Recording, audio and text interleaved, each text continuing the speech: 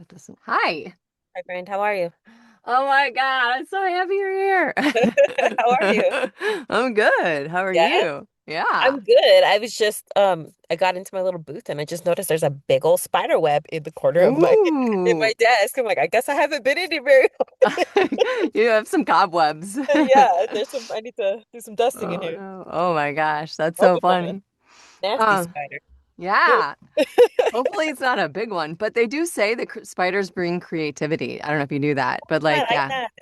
I was not only do I have spider webs in my home office, I have them in my car. So I need to clean my car too. And I was just telling my kid that too. And he was like, "That's crazy, Mom. You shouldn't have spider webs in your car." I'm like, "It's nature. It means spiders are comfortable around me." But that's even better. It brings hmm creativity. It does. It does bring creativity. I'm not a big fan of spiders. My youngest, I won't kill them because they bring creativity unless they're like they just are invading my space and like they just gotta go. Like I Uh-huh. will try to capture them and like put them outside. That's me too. Me too. Yeah, Yeah. yeah. But my youngest like freaks out. Like he hates Really? spiders. Oh Oh no. my God. One time he told me that he woke up in the middle of the night and thought that he saw something on the wall that looked like a spider, Uh-huh. and he was paralyzed in fear because he couldn't tell what it was and like Yeah. he couldn't see it and like he didn't want to move, right? Uh-huh. And so Yeah. he said he like stared at it for like a really long time and like couldn't No. go back to He's sleep. all I was freaked like, out. "Oh my God." No, that's funny because my son, he's not as scared of him as he was when he was a kid. But when my sister was babysitting him when he was probably like 4 or 5, Yeah. she showed him one of those joke videos where like you're watching like this beautiful scenery, and then out of nowhere this big old spider pops out. Oh. Yeah, so she did that to him and it scared the bejesus out of him. So for like the longest time, he's Oh like my paralyzed God. by spiders and stuff like that. So Yeah. he never caught him, but now he's 17 now. So like he's Yeah. starting to be like, okay, it's fine, I can catch it or whatever. But It's yeah, funny how spiders are something else. they are. It's funny how like my kids were like there were things that they would not watch, and now like I'm finding out that they're like watching it on their own. So when they were younger, I was like, you can't watch this, and I would never let them. And now they're like watching on their own. And then they even asked us, they're like, "Can we watch this?" And my husband's like, "No." And then like, they have access to almost everything now. So it's like and then I found like Walking Dead, for example. Oh Like, yeah, yeah. because we're going to be talking to our guest tonight Uh-huh. who specializes in horror. And and I was like, "You're watching The Walking Dead? Are you kidding?" Your And he, youngest is watching the Walking Dead with you? yes, Oh my God, that's even weirder. I I guess the two know. older boys. That's all. Yeah, it's they get it. But I know. He's watching. No, well, my middle's watching it too. My middle's like 15. My youngest is 12, basically going on yeah, 18. So yeah, he's watching it. He's like, it's not that bad. But I'm like, I don't like zombies. I'm just not a yeah, I zombie love person. zombies. You do? I love zombies. Yeah. Oh my gosh, that's funny. I think there's like two camps. Either you like zombies or vampires. I'm in the Oh, I like vampire them camp. all. I like You them all, girl. I love all the cryptid stuff. Yeah, like you if do? I in another life, I'd be a cryptozoologist, like just study of random, aliens and Are you Bigfoots and all that stuff. I love it. That's my really? Oh, yeah, that's totally. too funny. That's too funny. I do you believe in all of that too? I mean, to an extent. Hi, how's it going? Hey Hi, Mike. hi. How are you? We're Good, great. good. Welcome to the chaos table. Angela was just saying that in another lifetime she's gonna what were you gonna be? You I would said like to be a cryptozoologist. What does that mean? I think that's the word, cryptozoologist, basically like the study of all like weird and creepy stuff like, yeah. Bigfoot Oh, and, Bat Boy and all the random stuff. oh. So We were you want to go for a ride through Texas and go to all those museums you find at gas Oh stations. yeah. Oh yeah, totally. I would totally do that. That's awesome. Back in my younger days, we used to do like, the graveyard hunts and all you that did? stuff. Yeah. Oh, too I'm funny. surprised I don't have any ghosts that are attached to me.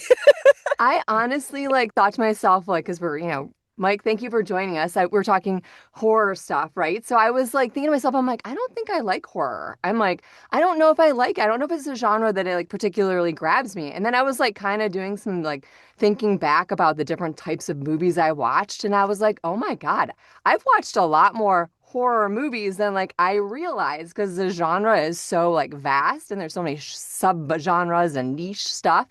And then I was like, My, because we were also talking, we have kids, and so I was saying that my youngest is watching The Walking Dead, and he didn't get permission to watch that, but whatever, it's happening. He's the youngest. We're just gonna look past that. But I'm thinking like how many scary things I watched when I was growing up, like are under the age of 10.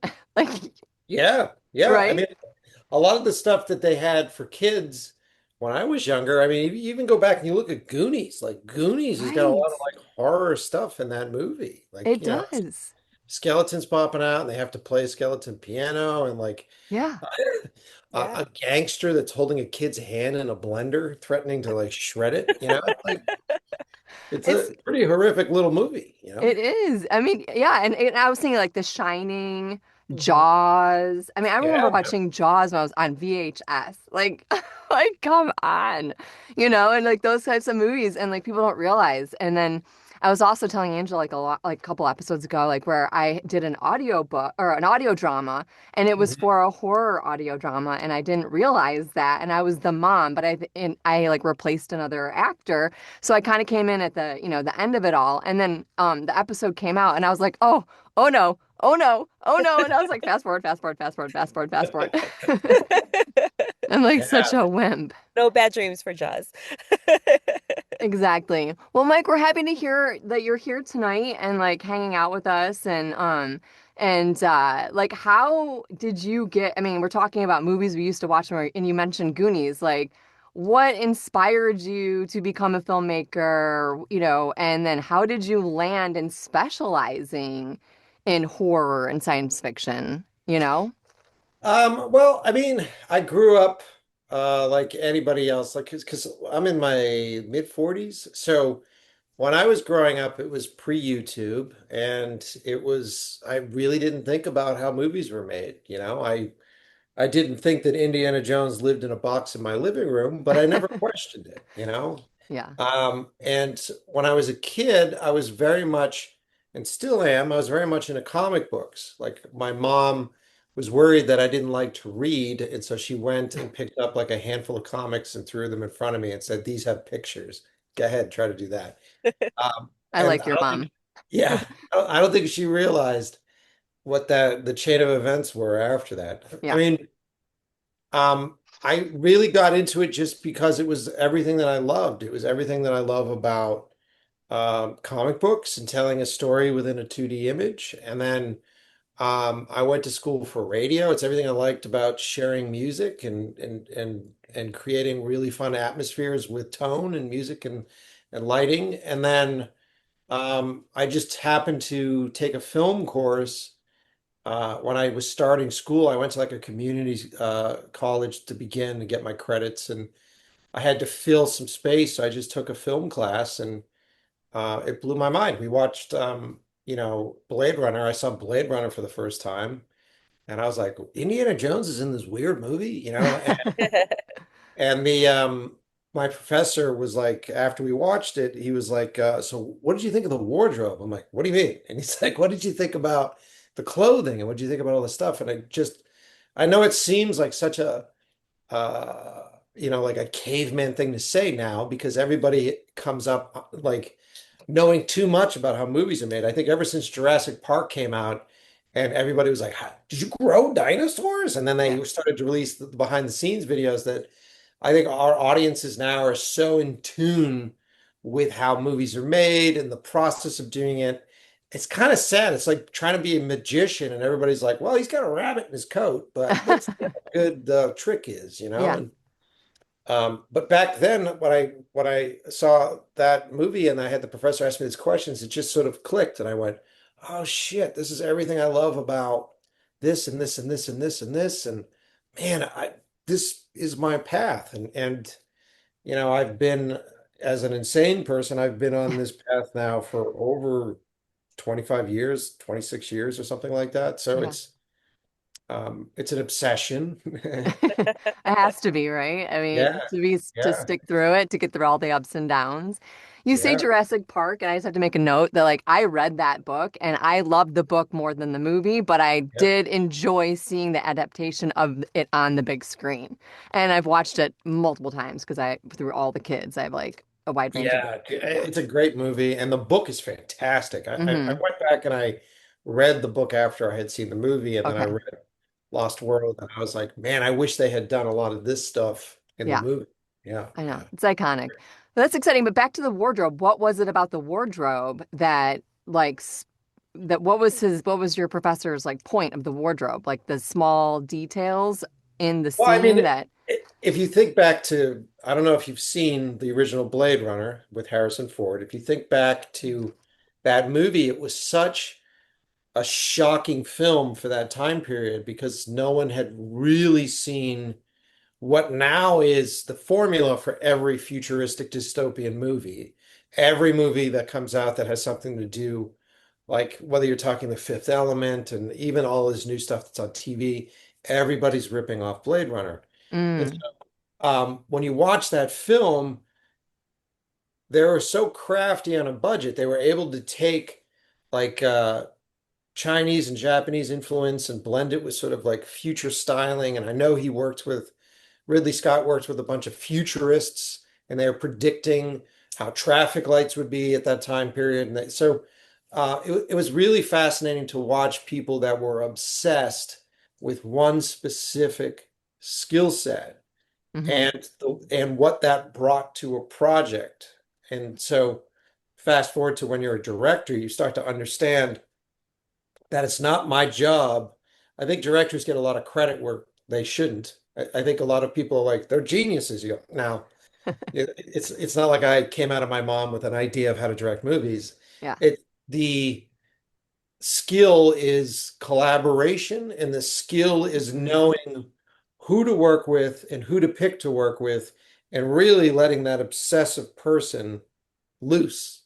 And then hmm basically your taste, it's like someone shows up with 5 plates of food and you go, I'll take the potatoes off of that plate, I'll take the steak, and I'll take that, and let's make a plate with all that stuff.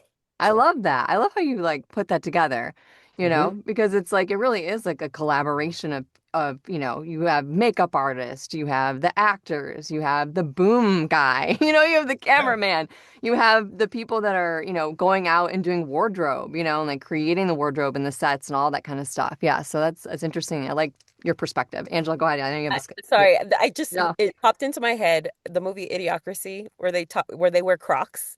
And that's yeah, like the thing in the future, and it cracks me up because that's all everybody wears nowadays. So yeah. like the fact that people actually really, take the time to, figure out what future might be like, and sometimes it actually It's happens. weird, right? You gotta ask that question, right? You gotta ask the question, is it was it always going to be that way, or is it that way because the movie exists? Like That's a good question. Yeah. if you go back and watch Star Trek, like the early episodes of Star Trek, and they come out with their little flip phones, basically the diddle-it, and they talk. Right. It's like, did the flip phones get made because all the dudes that were designing those phones are Star Trekkies and they're nerds, and they're like, Mm, oh, I've always wanted one of those things, and so yeah. Yeah. Yeah. you have chicken or I the would egg. bet yes. I would bet yes on that one actually. Yeah, Yeah, maybe. That's a good point. That's a very good point. Even the DeLorean, I'm thinking of like, Back to the Future stuff. It's like, what's the car that's on the road now is everyone's like, what it looks like it's super spacey. It's totally not Cybertruck. the yes. Tesla, Yeah, the Cybertruck, the yeah, the Cybertruck. Cybertruck. I'm just like, that is so sci-fi. Like it's just I can't get over it. I just can't get over it. Lloyd, welcome to the party. Hi, I wasn't going to be here. A That's thing okay. happened that allowed me to be here. Well, Yeah.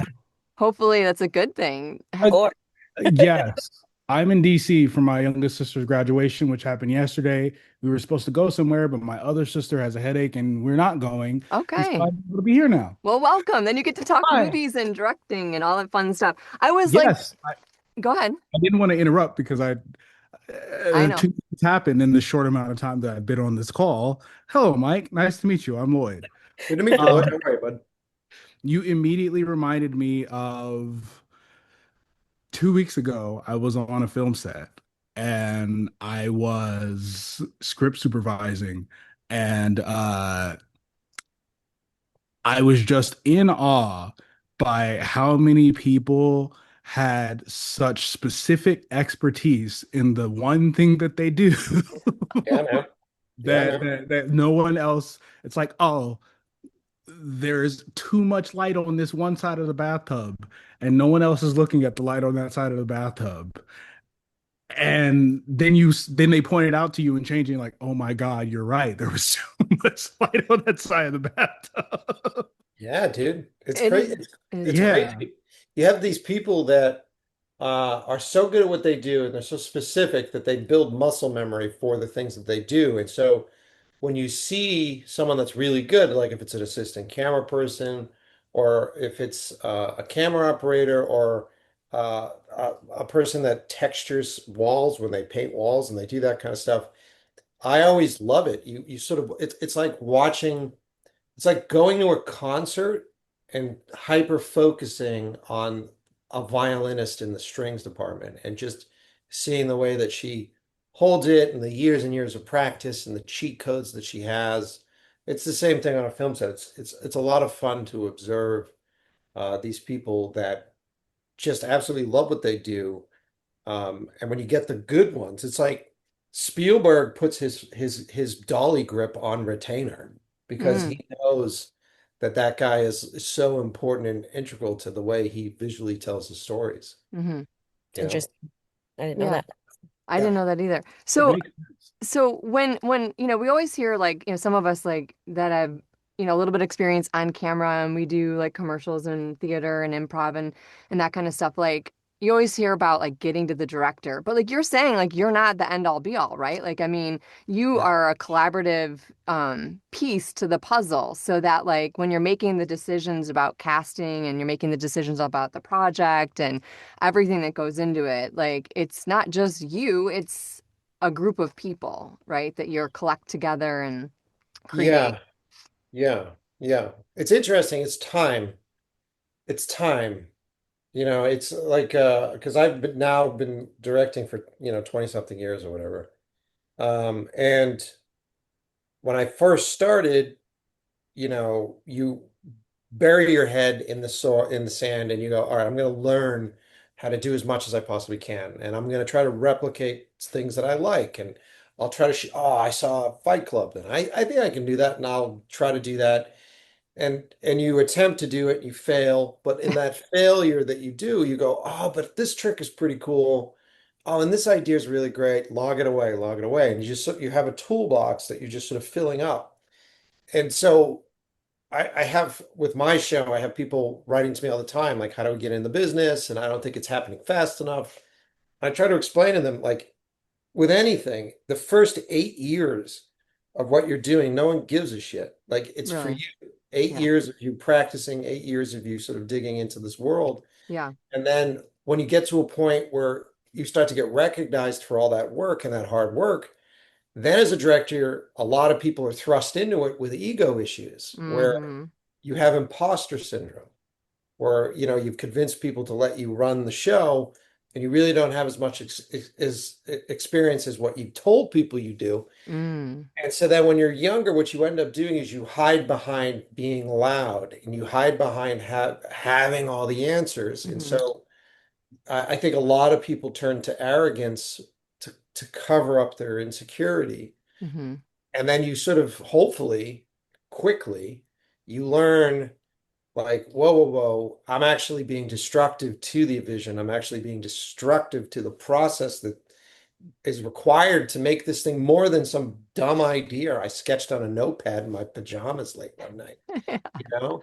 And Yeah. so then as you get older and the hairs on your beard get gray, you start to realize that there's a power to casting the people around you, whether it's crew or talent, that you want to have there when shit goes wrong or when things are falling apart. And there's a strong power, even though I have done my homework and I know what I think this is going to be, to stand in front of a group of people who are incredibly talented and go, guys and girls, I don't know how to do this. Mm. So who Mm-hmm. does? Put your hand up. Who's done this before? Great. What have you done before? What have you done before? What have you done before?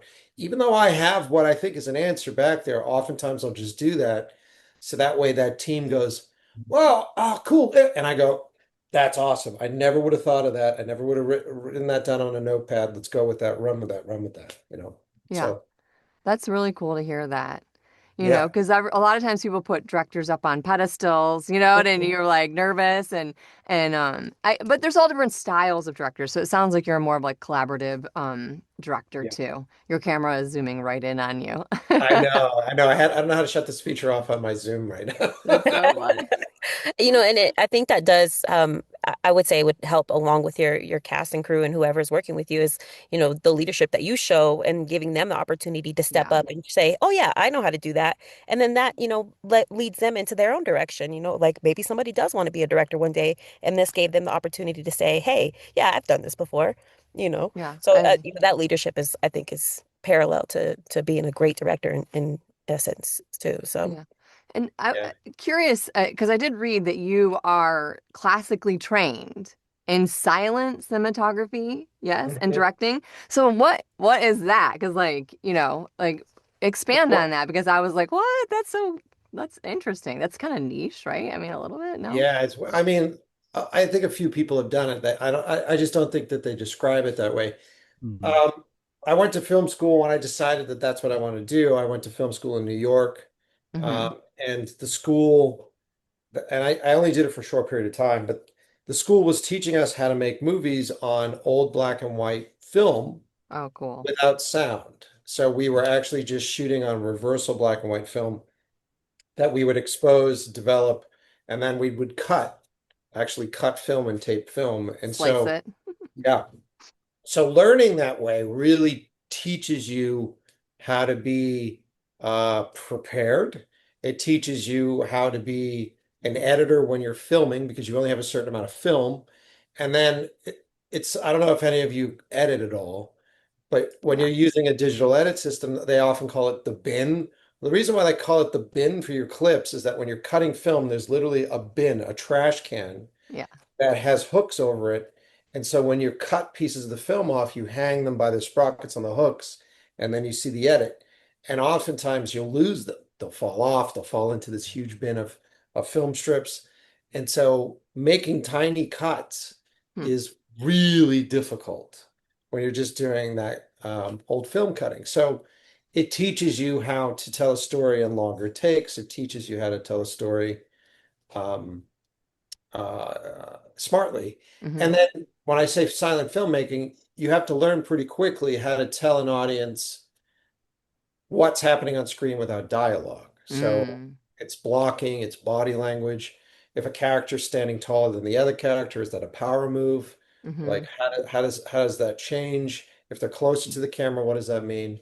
If there is a room full of 30 people and someone has an emotional response and all 30 people respond to it, that's a powerful image as opposed to just one person in a space having a response. So it's cool. All those skills are part of what I do, and fast forward years and years later, when I directed a film called 12 Kilometers, Yeah, I was which gonna ask about that. I did in a language I don't speak. So that whole movie is in Russian, and I don't speak Russian.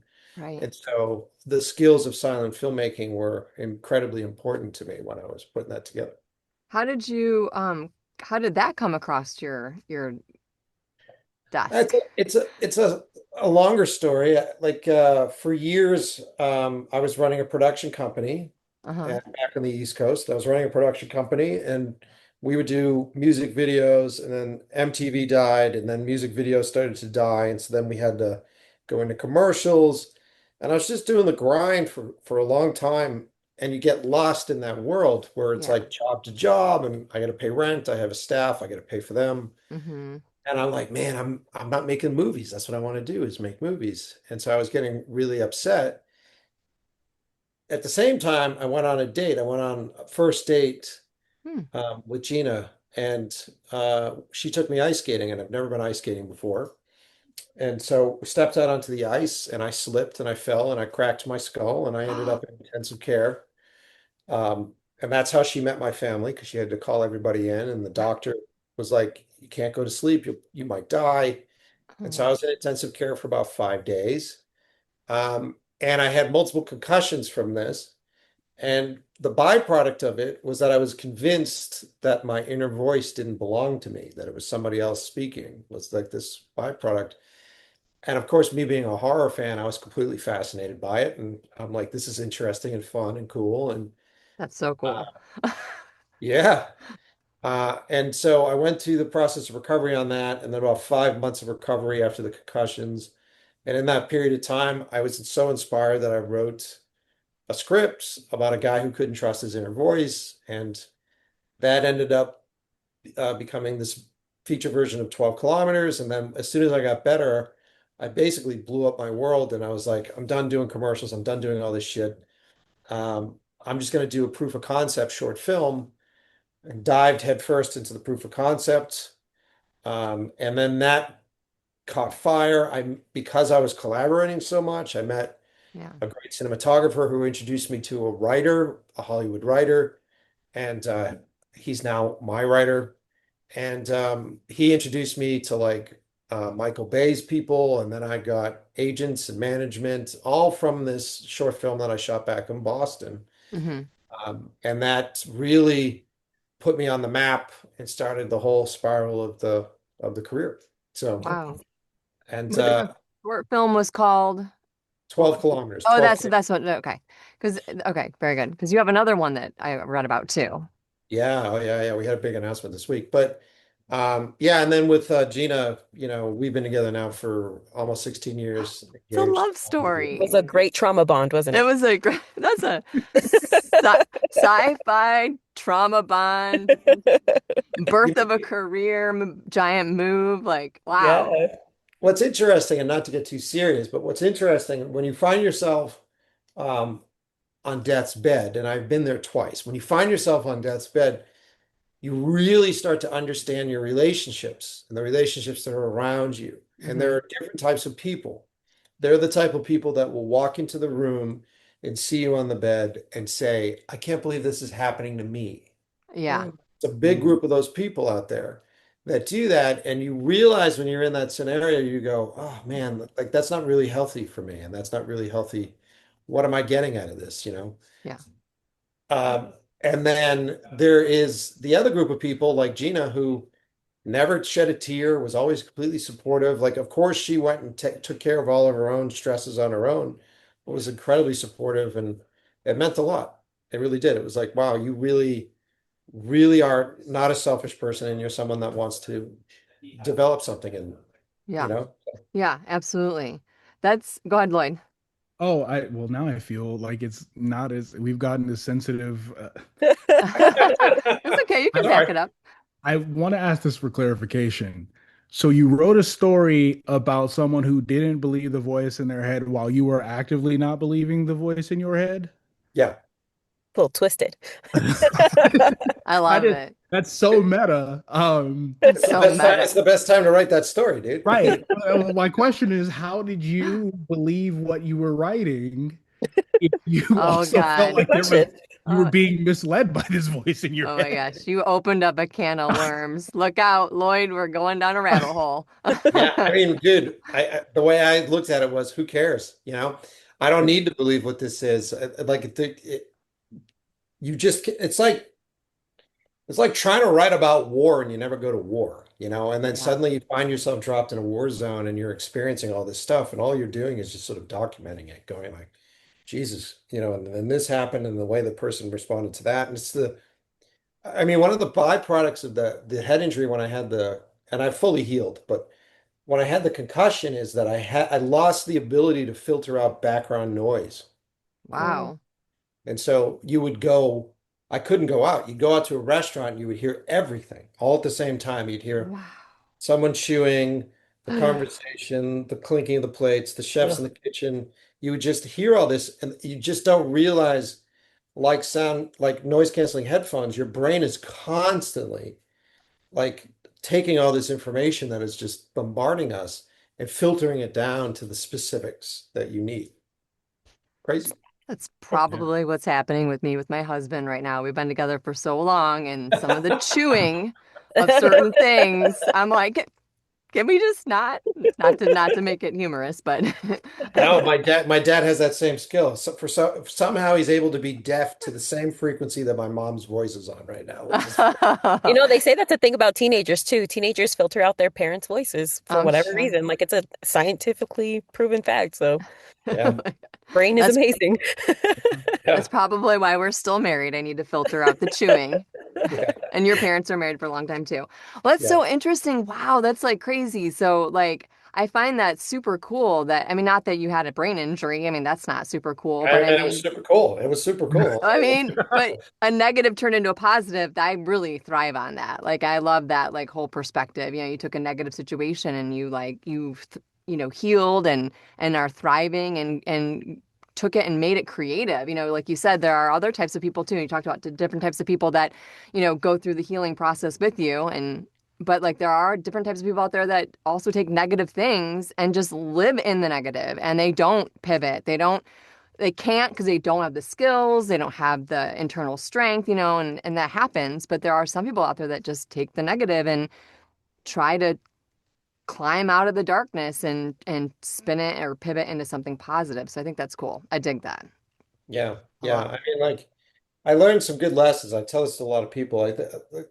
Because I had the head injury, and then last February I broke this arm pretty badly. So I have like reconstructive titanium plate and all this stuff that's in this arm.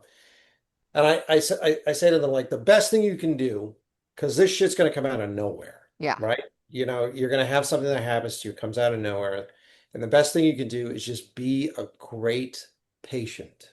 Yes. If you are somebody, like when I was laying on the ground with this arm broken and I was riding my bike around the Hollywood Reservoir, there's a big track that's up here, and I hit this manhole cover and I went over my handlebars and I was probably doing about 15 miles an hour. And I landed and I hit that ground and I started screaming my brains out. And um, but but when I hit the manhole cover, I was avoiding this this group of like 15 off-duty firefighters that were just jogging. Mm. So luckily they were there, and I went Hmm. over and I'm laying on the ground and I'm just screaming, and the world is throbbing, and I have all these big tough guys just like leaning over me and looking down at me, and What a dream. I was like, guys, don't judge me, don't judge me. And if you're fun with all these people, I remember I was joking around with the ambulance guys, and then when you're in with the doctor, you joke around with them, and Yeah. you're just a good person. People really want to take care of you, and people really want to Yes. give you the best, and it keeps your spirits up. Because I had to go through physical therapy all year. I can finally do this again, and Nice. um, if I could very easily just go like, I can't believe this fucking happened to me, and this is my world, and Yeah. I'm only hurting myself. Yeah. So Wow, you must set off a lot of alarms if you're going through the airport. yeah, yeah. Right? If I die, you can use my arm as like a zombie beating stick because it's got all the screws, got 12 screws in there. Noted. So what was like going back like reversing back to like when you were a kid and like the movies that influenced you. You mentioned the Goonies, like you mentioned Indiana Jones. Like I love Indiana Jones. It's like one of my favorite series ever. I had it on, oh my gosh, yeah, I had a VHS, I had DVD. Like what are some other movies that like you can because I was thinking about that. I was like thinking about all the different movies that influenced me as a kid. And Lloyd, I've actually watched a lot more horror films than I thought I have. That I did not realize. But like what are some of the most influential movies, I that mean, I would totally say Indiana Jones is up there. yeah, But I was also like a huge Die Hard fan. I was a huge Lethal Weapon fan. yeah, If you're going to start talking about horror, Nightmare on Elm Street, I think my favorite horror movie of all time is John Carpenter's The Thing, and that is like in my DNA. Yeah. wow. You mentioned The Shining. I mean, there was a period of time where I would either put the Blade Runner score on or the Shining score on when I went to bed at night, and that's how I would fall asleep. It was the That's one. pretty intense. That is Yeah, very intense. We Gina used to, gets mad at me when I do that. She's just like, "What's wrong with you?" I'm like, "Yeah, it's great, man. I'm going to sleep. I'm in the Shining world. It's great." I remember like I was back in the day we would go to sleepovers, and they would be putting on the slasher movies like Freddy and Jason, which is and I would be the one in the laundry room like cuz I didn't have a cell phone and that meant I would have to go all the way up the dark stairs to go upstairs to the dark house where the parents were already sleeping to go to the wall phone to maybe call to see if a parent could come get me and they would say no. And so I would be, this is like, I'm not traumatized or anything, but I would be in the laundry Okay. room, like singing Mary Had a Little Lamb so I could drown out. Cause like I'm not a big fan of those type of horror movies at all. Like, but I did enjoy The Shining. I remember watching Carrie, I guess like, Stephen King is like what, the king of horror. Yeah. So, I Yeah. mean, but He's I can only tell you that like a couple Halloweens ago, someone thought it'd be really cute to tie, is it the red balloons? What is that? Is that it? Mhm. Is that Yeah, yeah, it. yeah. outside? I walked outside my door and I was like, holy hell, who just did this? And I literally for a second was like, what if there's something in there? Like, I love it. I mean, no. there's something so fun about it. I think one of the reasons why I got into doing horror is that I've been just constantly chasing and trying to relive how I felt when I was like 13, 14 years old. And I watched a bunch of these horror movies and just how magical, I mean, movies in general can be this way, but just how magical it was to like, have a shitty week at school and be terrible at what I was doing or have awful grades or, spend a whole day doing chores. And then you go down to the basement where we had our TV stuff set up and you'd shut off all the lights and grab a bowl of popcorn. And then this little box in your room would start glowing and you'd stick in a VHS or a DVD and suddenly outside of the frame of that glowing box, the rest of that world would just sort of stream and melt away. Hmm. And now you're in a whole new place. Like my favorite part of movies, any movie, I don't care what it is. It could be Step Up Six or it could be Fast and Furious, Step up. is the first 3 minutes of a movie. Hmm. Huh.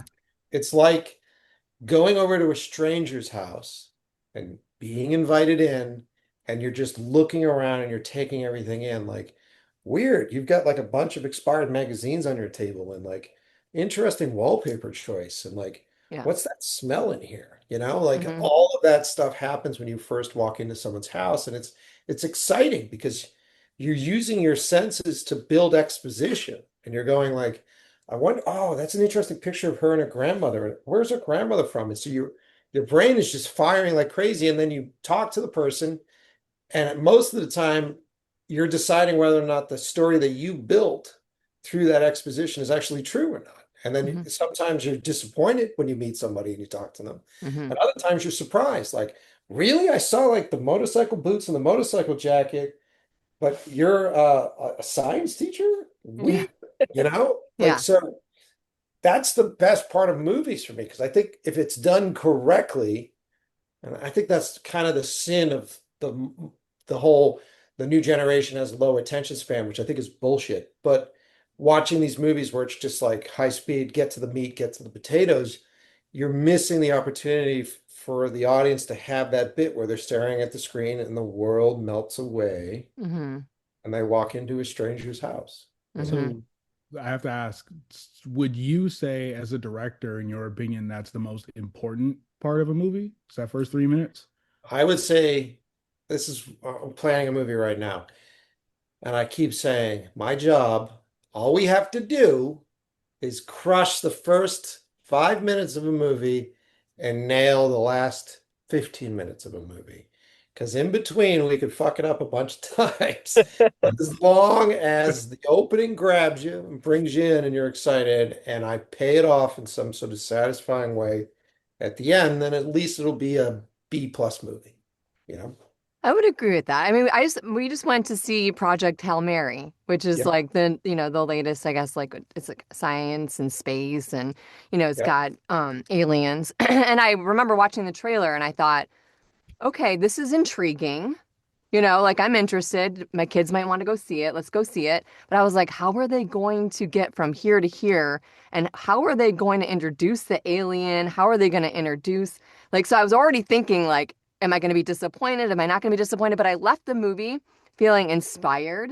I like the comedic twist. Yeah. I thought, well, I didn't completely buy in on the alien part, but I left feeling like pretty good about it. You know what I'm saying? Like just in it was like and I mean, you can't go wrong with the main character. I mean, he's You've got a little Ryan Gosling, and then you've got a cute little rock guy that likes to listen to pop music and tap a window, yeah. And I of course. mean, you could put Ryan Gosling in anything, and he's just gonna.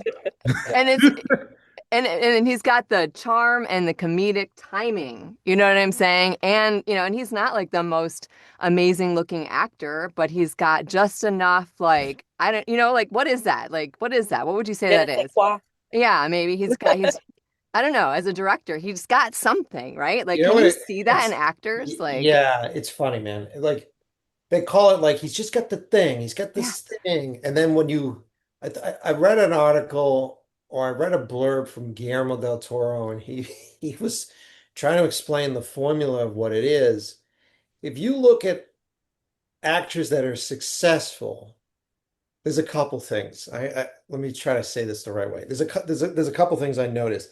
Like moving out here to Hollywood, I'm just under 6 foot, right, from the East Coast. So I'm a tall guy. And normally I've been in rooms and I'm generally like there's usually if I'm at a party or something, there's like maybe on the East Coast, there's like, 10 other guys that are probably about eye height.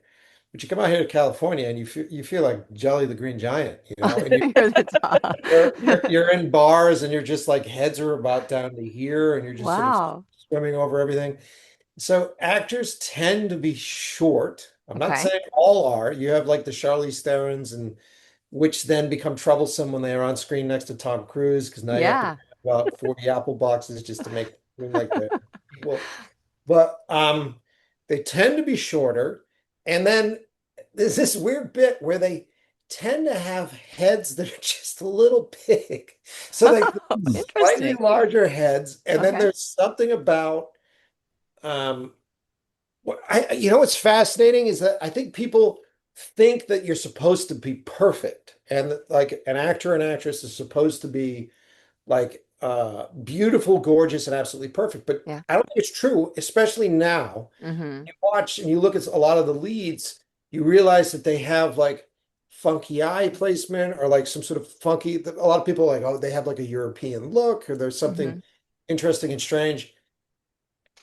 And think about it this way. I was watching, I think it was a Korean movie. I was watching a Korean film and you go through that whole film and a lot of those folks are all dressed the same way and you're going like on a wide shot like who's the character, which character's standing out, like how do I know where my main character is? um and I think it's the same way when other cultures are watching our films too, where they're like, who's the most important character? And it goes, oh, like Adrian Brody, the guy with the big nose, right, he's the lead. Yeah. Or like Yeah. what's her name from Furiosa, and she was Mm, in the chess series. I forget that actress. Anna Taylor-Joy. Yeah, like I don't know she's the her. one with like the Cindy Lou Who features and like the big eyes. Oh, right, right, right, right. And so I think those features really are the formula for people to become leads. And if Hmm. you look at Ryan Gosling, he has a very specific look, but he is all about that like not shy, but like that sort of I use comedy. Yeah. I'm Aloof. self-deprecating, Yeah. but I'm also super cute, and a lot of ladies think I'm hot. But I was the only boy in the kids' dance troupe of all girls that was the lead dancer. Like that's Yeah. his thing, Yeah. Yeah. Yeah. Um, because it's different. I have a lot of actor buddies of mine that are like, open up the Ken doll package, you know what I mean? And you take them out, and they just don't have that thing that Yeah. you give them in a lineup, and everybody goes, "You got that thing," and you go, "Yeah, yeah, yeah, yeah, yeah, yeah." He stands out. There's a trick there. Yeah, there's like something. There's a little bit of energy, a vibe, maybe like yeah, something. And it goes for female actors too, or you can see that too. So Mhm. so okay, so you have a lot of actor friends. Like you've It's a always good been stuff. behind the camera. So have you ever thought about going in front of the camera? I mean, because I you do did. hear about directors, Yeah, I mean, actors, directors, actors. I'm not an actor. I do go in front of the camera a lot for my podcast. We film our show and we do Yeah. that kind of thing. Over time, you learn in our business that my job is a very social job. I think when you're younger and you're a little art student and you're like the Tim Burton, like, goth kid that like sketches in the back of his math book and you just don't get it, and like that whole world. You eventually realize that when you want to make these movies, you want to do art that requires more than a cup full of paintbrushes, and your paintbrushes are actually people that have marital problems and have all sorts of different things, and you have to convince your paintbrushes to paint, you know? Right. Your job is social, and so then you spend a lot of time learning how to tell a story and captivate people and paint a picture visually and Hmm. the Italian with the hands and the whole thing. All that stuff becomes a piece of it. So yeah, I often end up in front of the camera for that reason, but try to get me to memorize lines. It goes back to the kid that couldn't read and I had to get comic books. I'm like, draw me a couple pictures and I'll remember that. What about even like Easter egg, like, Stan Lee's in the background or, stuff Oh, stuff I like love that. that. Yeah. I would love to, but the problem that I've had is that there's so much for me to do. I know, There's right? Like who has so time? much for me to do behind, like, so if I jump in front of the camera, there's a hole, and I'm like, well, Yeah. someone else is better at this. Get them Makes Yeah. in. sense. I Makes sense. like that. Yeah, I Could like I that. ask how it is to watch a movie with you for the first time? Is it Yeah. annoying? Yeah. Because I feel Yes. like you have that mind where you're seeing things that other people are not watching for. You're obviously looking at, oh, this camera angle, that guy, came in too fast with that zoom, or, Yeah. look at the continuity in this one and that one. Like I'm sure it's probably interesting watching movies next to you. Yeah. You can ask my fiance. I think she gets mad at that. Yeah, she's probably like, uh-huh. I Can you mean, even watch movies now? Like, is it yeah, ruined I for love you? movies. Oh, I okay. It's love not movies. ruined for you. Okay. No, no, no. I love movies. I love getting lost in stuff. I think when something annoys me, when something annoys me, it's pretty tough. Like I'm the worst guy to watch reality TV with. Like Oh, if I'm sitting on the couch with you on reality TV and you're lost in the moment, you're like, oh my God, like that line that they're saying is so real. I go, yeah, but how did they get it from three different angles? Yeah. That meant that they had to because it was say so that line real. three different Yeah, times. That's not funny. legitimate. There's Yeah, nothing legitimate about that. yeah. Yeah, yeah. That's And too everybody funny. goes, "Oh no!" And you go, "Yeah, yeah, yeah. Here's the curtain. What's happening behind the scenes? Get rid of this shit." Yeah. That's funny. That's I could that's see that. I I actually just was remember that from like from college and taking like a little bit of TV courses. And ever since then, I've looked at TV in different angles and, oh yeah. just the way people do things. And I'm just like, that doesn't, Well, I sitting next to me is maybe not the most comfortable thing sometimes. but that being said, like I used to do this a lot back on the East Coast. Once a month, I would rent out a theater, and then I would hire a poster artist to do a movie poster for one of my favorite movies growing up as a kid. And then I was surprised by how many young kids that I had working with me that hadn't seen a lot of the classics. Mm, And so we would screen, Lethal Weapon 2, or we would that's a good screen one. movies that we loved in this theater. And it was open forum where you could yell and scream and jokes were made and the thing was a lot of fun. So I love I mean, that's why I make movies. Yeah. I love watching movies with people, and I've never been afraid to go watch my own movie. I Mm, don't understand directors that are just like, I can't go in there. I can't It's like, dude, yeah. not only is it the best research and development, whether or not your ideas are working, but what are you doing it for? Like, if Yeah. Right. not for experiencing it with people, you Yeah. know? Right. Right. Yeah. That makes sense. That totally makes sense. You're more of a Kevin Smith than a Steven Spielberg. Yeah. Yeah. Good point. That's a good one. Right. I would say though, I am a student of the Spielberg more than I am the Kevin Smith. Right. But yeah, I would say that Yeah, you're probably personality wise. yeah, you're probably right. You're probably Well, right. also too, it's like a good learning lesson. I mean, we all come from voiceover. That's how we all kind of got together. And Angela and I are so from radio. So back in the earlier in the conversation when you mentioned radio, we're both like from radio as well. Right. And it's like, when you hear your own voice, some people are like, oh, I can't listen to it. But you have to listen to it over and over and over again because it's a great tool to learn how you're saying something and where you need to inflect and where you need to not inflect. And I will tell you, like, I was watching a show with my husband and of course, like, there's the same narration in the beginning of the show every time, and it's this one voice actor, and I'm like, I every single time I'm like, I do not like the way that he says that word. And then my husband's like, you say that every time. But it's like hard not to, it's Yeah. hard, but I still watch the show, I still listen. Like, can we just skip the intro, please? Like, can we just Yeah. fast forward? I mean, I get it, and it's interesting you guys are talking about voiceover work, and voices are such a voice is such an interesting tool, and the performance of a voice is an interesting tool. And Hmm. then when you, because we all hear ourselves differently in our heads, right? Yeah. Because when we speak, the low tones are bouncing around in our skull, like all of that, we're getting the resonate through our eardrums, through our bones.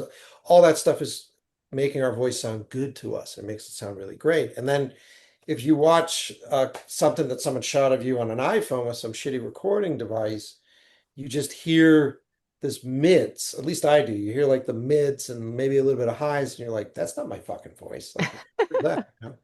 And it wasn't until I started doing because I've done my podcast now for like 9 years. Yeah. And once I got behind like a nice microphone, like a Shure microphone, and then I just was like dialing in my compression and I built the voice to sound the way the voice actually sounds in my head. So when I listen to the show now, I go, that's me, because that's what I hear Yeah. inside my head. That's Mhm. Pretty interesting. cool. Yeah, Yeah, let's talk about your podcast. Yeah.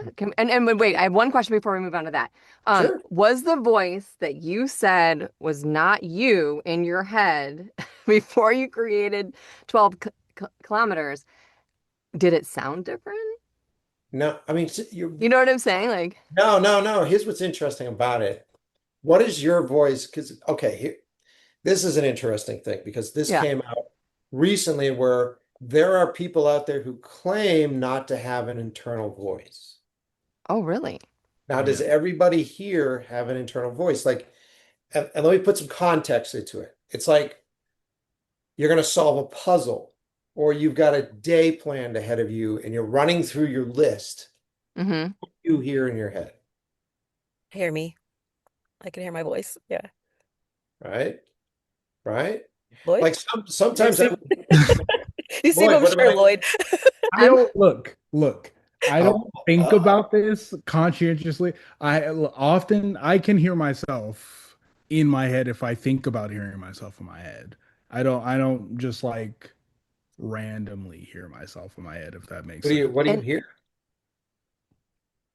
My thoughts are just weird. I have yeah. ADHD and they're all over the place. I don't necessarily hear a voice either, but like sometimes I will like I will hear my thoughts, so maybe there is a voice behind it, but like I will answer. So, like See, I'll answer myself. I'll answer myself. So I must be hearing my internal voice, just not consciously recognizing it. I'll have to think about that. Wait, Uh, so you don't hear your own tone in your voice? Like when you ask yourself, what do I got to do today? You No, don't I hear don't your own tone? actually think it. Like now that you're asked, now Bring that it out yeah. right we're now. talking about this, No, but I'll now answer that it's a myself. conversation, Yeah. like, you know what's what's fascinating about it is I think that there are the people that have asked themselves that and have registered that. I think once that's presented to you, then and you have to put some sort of voice behind it, some sort of definition behind it, you go, well, of course, it's my own voice.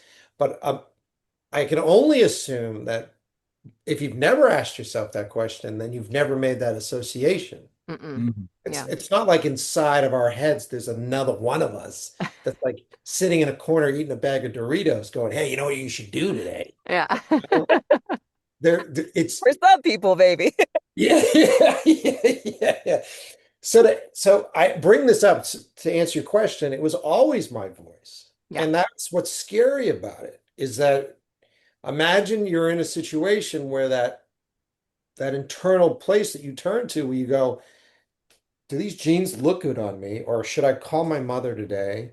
Or did I do the right thing when I did this? Or imagine if that voice wasn't you, the person that answered you back wasn't you, but it was disguised as you. And then who would you become and what decisions would you make in that whole process? That is wild. Yeah, that's interesting. That's so cool. Yeah. That's I would lose my very mind. That's what I would do. And you know what? It's funny is I heard, like sometimes when you have those moments where you're in a bad place and you're talking down on yourself, Mhm. some people were suggesting that you need to name that person. Even if it is, you could hear your own self speaking like, "Oh, you shouldn't eat that. It's gonna make you fat." Like you need to rename that person because that person's not technically your own voice. It's the bad voice. So maybe there are two other, It's interesting. people. I had a friend say the same thing but differently. And it was a guy buddy of mine who's about my age, and we were talking about how at different points in your childhood you're required to have a specific person inside of you. Well, so let's say that you're putting yourself out there and potentially you're getting made fun of. You have this person that's inside of you to protect you, whether that person is like telling you like, no, you're better than them, or you're great and you're awesome, you've got all this kind of stuff. And he was saying, which is interesting, he was like, we spend so much of our adolescence dependent upon that voice to get us through what it is that we get through. But then as we become adults, sometimes that voice comes back out and that voice like Mm. resonates through anger, or that voice resonates through some bad decision making. And what he does, which I think is really sweet, is he turns to that voice and he goes, hey man, I know you needed to be there, but I don't need you anymore. mm, Very I like interesting. that. I Yeah, don't need you anymore. So very interesting. Hmm. that I thought was very, very touching and sweet. That Yeah, is, absolutely. I'm gonna name my anxiety.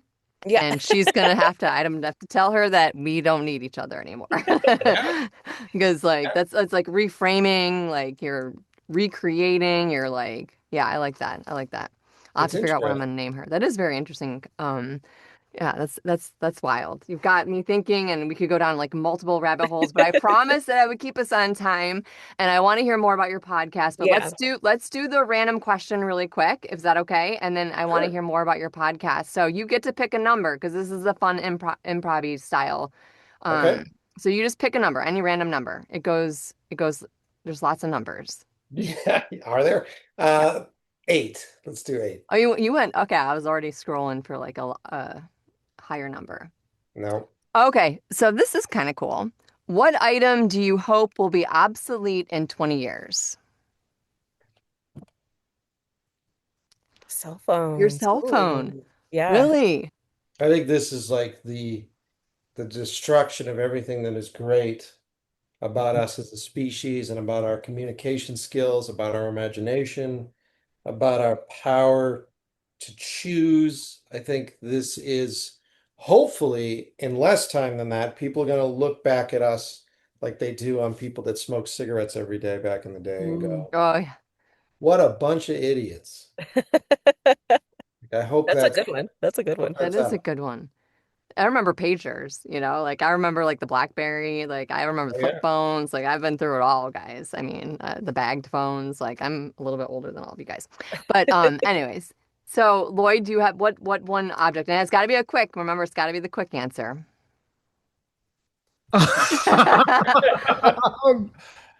Whatever One, pops in your head. well, the first thing I thought was motor vehicles. Oh. No. I would like to be able to teleport without causing destruction to our Ooh, environment. Ooh, that's that's good. cool. That's I good. love that. I Well, love that. yeah. I like that. Okay, I have Angela. no idea. I have no idea. You guys took the good answers. I Um, know you did. um, things that could be obsolete. Jeez, I have no clue. Um, I don't know. I'm gonna go with Cybertrucks. I hate those things. Oh, I do, right? They look like giant metal They're cockroaches. not my I don't thing. No, know. thank you. Yeah, okay. All right, I'm with you, Angela. I mean, I would say like objects, like hard drugs. I know it sounds so Mhm. bad. Okay, like, Oh yeah, okay. yeah. Yeah, just say no to drugs. I grew up in that. But like I always say to my kids, like just stay away from hard drugs. Like and like and I don't know. I just yeah, just say no to drugs. Can I make a comment on that? Sure, yes. That's a great one because drug abuse does not perpetuate itself because people like it. Drug abuse perpetuates itself because people are hurting. Yeah. Mm, mm, And mm. if that's obsolete, Hello. then it means people aren't hurting in the ways that they are now. That's So a I think great, that's a great one. Yeah. great point. Good job. But the Happy natural you did stuff can stay. It's fine. That's fine. Natural stuff can stay. We can all partake. Um, it. all right. So, Mike, tell us about your podcast. I love that you podcast because I obviously love podcasting. So, like, tell us about your podcast and, Yep. all the fun I ways to find you. I've got two shows. My main show is a podcast called In Love with the Process. I started it about 9 years ago. And I started it out of a necessity. I had at that time a bunch of fans of mine would write to me weekly and ask me simple questions like, how do you run your business? Like, is it okay that it takes this long for my work? And I would spend a lot of time just responding and writing emails. And I realized that it was just inefficient. Like I couldn't get to all the emails. And I went, maybe I should do something different. And I was like, maybe I'll do a podcast. And I was like, let me go look and see if there's another podcast that's similar. And I looked and I was incredibly surprised that most shows that are about life and work and all this stuff are all processed through what now is an Instagram filter. It is all hype. It is Hmm. all untrue. And especially in my business, when I grew up, I actually formed business strategies around lies, around stuff that were told to us like, oh, if you put your head down and you do music videos, then you'll get a feature film. And if you do this is how this director did it. And you go back and you learn about it and you go, oh, those are just promotional lies on how they advanced. And so I said, look, if I'm going to do a show, I'm going to do a show that is completely honest. I'm going to do a show that actually talks about what is going on and I'm very honest with my audience and I go, look, I'm a director first. So that's what my goal is and that's what I'm going to be focused on. But in the meantime, I'll take you with me and I'll take you on my life adventures and I'll tell you what actually happens and how it actually gets put together. And that show caught fire. It caught fire during COVID because everybody was looking for something. And we've got thousands and thousands of listeners all over the world at this point. That's cool. Um, I had a viral moment where on the show I was joking around about 12 kilometers, that movie I made, which was never going to be released to the public, but I would talk about it on the show all the time, and my listeners were like, where can we see this? How can we see this piece? And I was in a bit of a dick mood that day, and I said on the show, I went, look, if you send me your three favorite horror movies and I agree with you, then I'll send you a link to see the movie. And this kid did it. And then he Oh, made a video that was like, this director, is he a genius or is he pretentious? And that went viral. And wow. so that's been viral for years. I literally, my inbox on Instagram has hundreds and thousands of DMs of people's three top horror movies. And I am desperately making my way through them and just responding every other day as best I can. And I've been doing that for a good 4.5 years now. Um, so yeah, that's what that show is. And if you like the movie business, it's not all movies because I get bored with it. So I have chefs on, I have firefighters on, I have musicians on the show. Anybody that I encounter, because my business allows me to meet some weird people, Hmm. um, actors. So if you want to learn about life and you want to learn about the business and you're looking for a way to be better at communicating with people, it's a place to go. And with our recent news release this week, the fact that I am doing my first feature film, it's a Wow. great time to come listen to the show because you're going to go for a ride with me on the whole process of making the movie. We'll take the podcast with us, and so Ooh. meet the crew, and you'll hear about everything that's happening with the film, and you'll probably hear me turn into a fucking crazy man. Like, be a fun adventure. That's Very cool. cool. Very I cool. love that because you're documenting your whole, process from A to Z, which we Yeah. all love that, like for sure. It's That's great. very good. Your It's great. second podcast is called, what is there a So it's second one? another show I'm doing with my buddy Lance Williams, who is also an actor. And we started a show called Right Place, Right Time, Hmm. which is on the same RSS feed. So if you subscribe to In Love with the Process on Thursdays when we do the episodes, you actually get Right Place, Right Time. And that was born from the irritation that we have, where people would say to us, look, we know you're talented enough. We know you deserve this, but you got to be at the right place, right time, Ah, do this. yeah. And so I was like, look, is this bullshit or is this legit? And so then that's how that show started, where we were getting people on the show that had right place, right time moments, and Mm, we would break it apart. And we started to find a lot of similarities. And we started to find that there's a bit of a formula to being in the right place, right time, and being able to get that apartment you've always wanted. Like, how do you be that person that's in the elevator that meets some guy that changes your life? hmm. Like, there's a lot of parallels in there. Interesting. Mm. Very interesting. Oh yeah, Yeah. I love that. I love that whole process and concept because I definitely believe in it. I believe that Hmm. there's the right place, the right time, a little bit of luck is in there, a little bit of magic and luck. Yeah, that's so cool.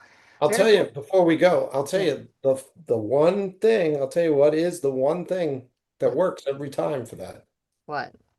Getting off the fucking couch. Yep. Gotta get out there. It's just no matter what you, and especially out here in LA, it's a problem where people are like, oh, it takes so long to go over they have 100 reasons why not to get off the couch. And I always say, if you say yes, Mm-hmm. have a great time, meet new people, meet new stuff, then hell yeah. If you have a bad time, you experience some weird shit, and hell yeah. Like there's no loss. Yeah. Yeah. I like that. I like that because sometimes a lot of times you walk away from something and you're like, oh, that didn't really sit very well. But you're right. Like it did. It whatever. It's a Yeah, mindset. Yeah. it Yeah, you is. still learn it. You do or Oh, you don't. so Gabby's not here with us tonight and she always asks the final question, so I'm gonna leave it, I think, up to Angela. Is that you want to ask the final question or Lloyd? Uh, Lloyd, go for it. This is Okay. all you. Okay, it's the question I think it is. Yeah, okay. Uh, Mike, what is the one thing in your life that you were the most proud of? Oh Could be yeah. anything. What an easy general question. No. I I'm glad know. you asked it because that wasn't the question I had. Oh no. All right. So what is the one thing that I'm the most proud of? Hmm. Man, man. You know, It's a tough one a little bit, right? yeah, I can Some people. rephrase the answer a Some bit. people. I don't know if there's one thing that I'm the most proud of, but I can tell you a moment Okay. I like that. that I felt it. So, I did another movie. I did I'll make this brief. I did a short film, and it required us to shoot in this old mansion, like this big old mansion on the East Coast. And Gina found the mansion. We walked in. I somehow convinced this lady to let us shoot there. It was like Guillermo del Toro kind of stuff, you know. It was during the winter, and we were shooting, and it started to snow outside. So we all got snowed in. We probably got like, 3 feet of snow. It was ridiculous. And so we all got snowed in. And when you do a small film, and a personal film, and a short film that isn't financed, you're asking favors and you're asking people to take the time. You're asking people to come and not go see their kids for the weekend or for a week and Yeah. do this stuff. And you're asking people to go back and be a kid again and fall in love with the reason why they love movies and their obsession. And it's the celebration of everything that we talked about before and why they love to do what it is that they do. And all these people come together because you have an idea. More importantly, they come together because you're passionate about your idea. Mm-hmm. And so we were in there, and I don't know if you guys have been on film sets and you guys know, but you can tell during lunch whether or not the movie sucks. You can tell where like the crew goes, finally, and they all walk away, they grab their food and they disperse and they Mm-hmm. hide in different corners. They're sitting on Apple boxes and they're on their phone, grumbling and maybe complaining about you. Uh, but I was on this set and we dispersed for lunch, and there was this ballroom that we converted into our lunch area with all these tables. We probably had like 3 or 4 tables with groups, it was a bunch of people. And I remember I walk in and I step in and I just look out and they're all eating and everybody's laughing. Like Oh. everybody's laughing and joking and everybody's having a great time. And people are talking about what we just did and they're excited about what we're doing later on in that afternoon. And I remember I was standing there and I was tearing up, like just Oh. looking at all these people. And I didn't feel like, hey, look what I built. I felt like, look what these people are doing Mm-hmm. for me. Mm-hmm. And you sort of have this moment where you go, am I earning this? Right? The whole Tom Hanks Saving Private Ryan earn this line. Like, am I earning what this is? And um, I started to realize at that moment, like I have to log these moments and I have to really sort of live in them. And so it took me a while to get my lunch. I actually stood there and just like a creep watched this room of people enjoy Eating. and love their stuff. And it really came to fruition this week. I mean, the press release just came out that I'm doing my first feature film and it's being produced by Ridley Scott, the guy who Wow. directed Wow. Blade Runner. So like you want to talk Wow. about connecting the Full dots circle. all the way back. Yeah, Congratulations. That's thank amazing. you. And Wow. it's you've got Liam Hemsworth, he's leading it, and like it's a big deal. And when that press release came out, I had 100 and change phone calls that day of all these crew people. And I sat there and I went, "Look, there are hundreds of people that did hard, beautiful work to make today happen." Mm-hmm. And so, what am I the most proud of? I'm proud of the fact that I was able to find these people and to collaborate with these people and make it into such an important moment for us and the fans and all that Yeah. kind of stuff. Yeah. That's awesome. I love all of that. Yeah. I love all of that. That's Big amazing. congratulations, man. That's Yeah. amazing. You can follow those little breadcrumbs throughout life and Yes. boom, before you know And it, it is. it's been a surreal it's been a very surreal week of Yeah. But it 25 years in the making kind of thing. Yeah. And it's like a journey, and like you said, it doesn't happen in like nanoseconds. It takes time, persistency, consistency, Hmm. you Yeah, know. man. And in that time, what's interesting, I won't ramble. No, it's okay. I know you guys want to wrap this up, but what's interesting is now when I'm, because fucking directing and making movies is just being on conference call after conference call after conference call, and you're just in nauseum just trying to answer questions and take what's in this crazy brain of mine and translate it out of whatever this is so that they see what's in my brain. That's the hardest part of directing. It's like, how do I take Yeah. this, communicate it? And all those years of experience now make me a better director than I ever would be because now I've spent years talking to other directors through the podcast and talking to other people through the show and all this stuff. So when someone asks me a question that could completely derail the project, I don't have to go, I don't know. I just go, no, this, because of all that experience Yeah. that Then that's there. awesome. That's got to be a fantastic moment too when you see what was in your head that you had to get up, get out to get other people to agree to do it and then to see it on the screen. It's so crazy. And the thing that's really wild about it, because I'm going through this now, where I'm storyboarding this new movie and I'm concept arting this new movie and doing all my homework for this film, and you have all these different stages, and I will sit down and I'll draw or I'll render images and I'll take what is like a loose idea in my head and go, I think this is what the room looks like. And I'll spend like hours and hours and hours, and then suddenly I'll go, oh shit, here it is. It's like ambers and greens and blues and here's all this stuff, and I take this excitement and I'll turn and present it to somebody, and they'll go like, and I go, oh, what? You don't see it the same way? Oh, fuck, I haven't translated this right. Yeah. All right. And it's just every step of the way. So when you finally see it on the screen, I don't know if it's ever the identical thing that it was originally in here because of all of that, plus everybody's life that has Mhm. been put into that thing. I think most of the time I'll see something on screen and I'll go, the initial idea is really what I thought it was, but wow, the stuff that this person contributed to this, it's makes this world so new and interesting. That's Yeah. Yeah, you know, Yeah. that's cool. And it goes back to that collaboration stuff. So I Hmm. like that. I Hmm. that's love the whole that. business. It's the I, whole business. yeah, I love that. Thank you so much for coming on and hanging out. I'm so glad that you're here with us tonight. And I mean, we always like leave it recording just in case because it's like we're done talking. But I was gonna say I don't know where Gabby is. I know that she had reached out to you and she was really excited to talk to you. So I'm sure something came up. She was traveling, so I'm afraid that maybe she got yeah. So she was in Spain for a couple months, and so I'm.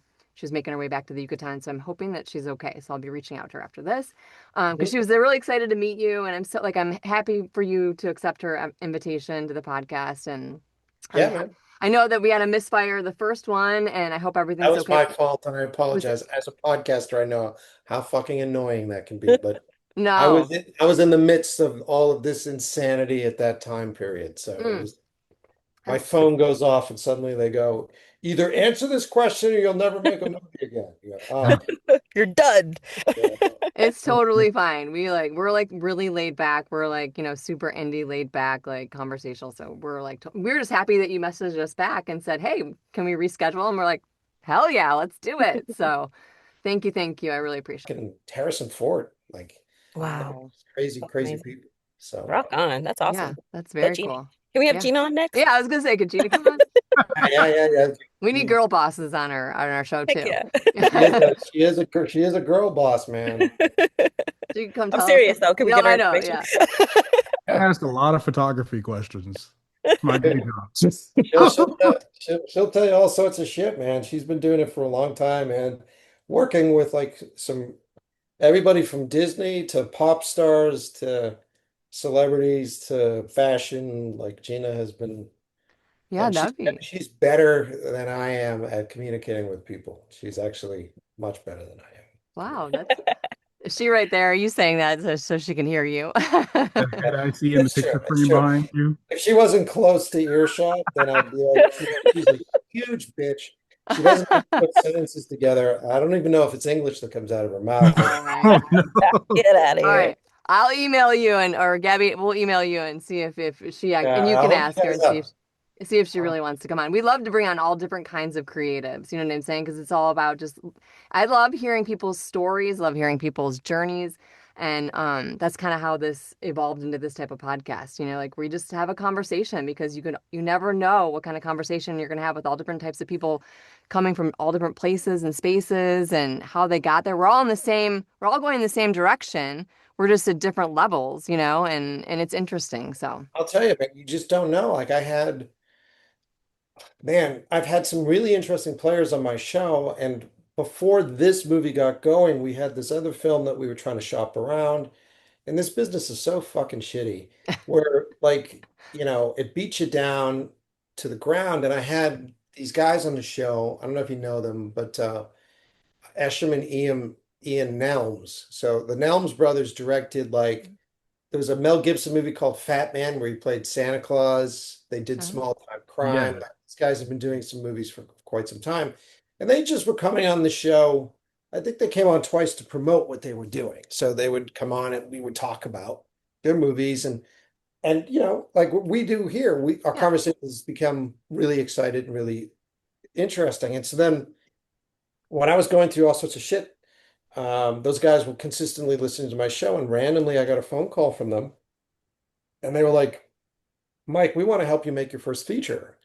And I was like, "Really?" And they go, "Yeah, yeah. How can we help? What can we do? What are you working on?" And so I showed them that film and that script, and they go, "This script is amazing. Like, let's see if we can help you find folks." And the next thing you know, they're introducing me to Tom Jane, like the actor Tom Jane. And the next thing you know, I'm getting introduced to somebody else. And so then those guys are just running with me and they're doing it because they're like, we'll be producers on it, but we don't need money. We'll just help you. And so then Wow. all that came from that show. And that movie didn't end up going first. This other movie went first, but they called me up yesterday and they were just like, dude, we're so fucking excited. And all of that comes from just great conversations on a podcast. And Yeah, yeah, I love totally. that. Yeah, Awesome. 100%. I love that. That's congratulations again. It Yeah, just really like because great. that's like inspiring for all of us, because it can beat you down, the industry. The the big trick, because I always thought I had my head wrapped around it, right? And you go, oh, the business is going to beat the hell out of you, and you go, sure, and you're going to go through some tough times. You go, sure, and when you think you're going through the hardest time that you can go through, it gets worse. Oh, perfect. And it really does. It gets to a point where like it really tests you, and suddenly like I'm doing therapy to handle it. And so you find yourself in like real dark, dark, dark lows. And then if you surround yourself, thank God for the podcast, but if you surround yourself with people that are great, then friends pick you up. And my buddy Lance, who now we're best buds, but he was like, let's do something. He pulled me out of my depression. We shot a little film in our backyard. He got nominated for Best Actor. I won Best Director at the Wow.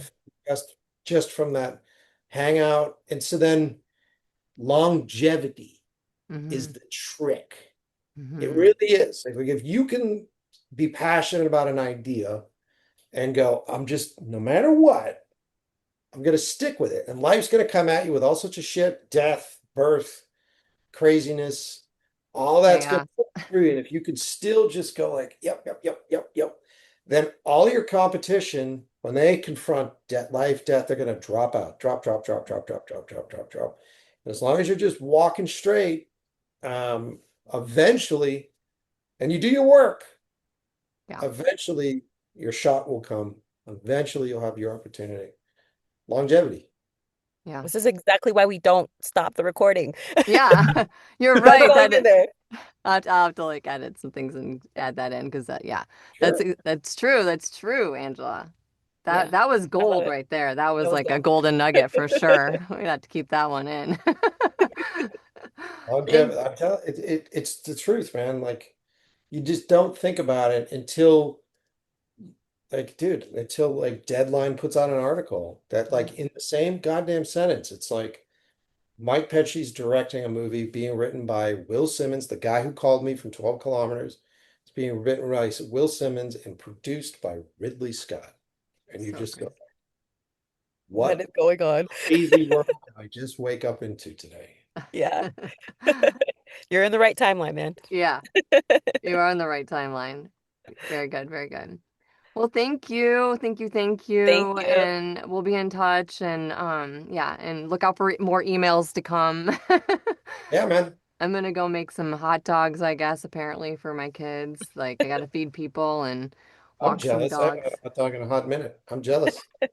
You I know that they arrived in my fridge when my husband went to the grocery store and I was like, I like how you okay, said they arrived in my fridge like there's some sort of interdimensional portal. it was. Like every Saturday, some sort of food item just appears Yep. in your fridge. And now, Lloyd's gonna jump in your refrigerator to see if he can teleport. We're both in the same time zone right now, so Yeah, this is true. figure it out. Awesome. We are in the Thank same time zone. you All guys right. are. Yeah. What? Yeah. For Whoa. once. For once. Till Holy 7 o'clock moly. tomorrow morning. All right. Well, you guys, it was nice to see you, Lloyd. And did you have one more Yeah. thing you wanted to say? Or no? Oh, no. No. Okay. All right. I know you got to get back to your sister. Mike, you got to get back to your fiance. Angela, you got to get back to killing spiders or not killing spiders. I know, right? I'm gonna Okay, go make guys. some hot dogs. All right. Bye. It was so good to see Bye. you. Have a Bye. good day. You too. Have a good Bye. one. Thank you. Thank you.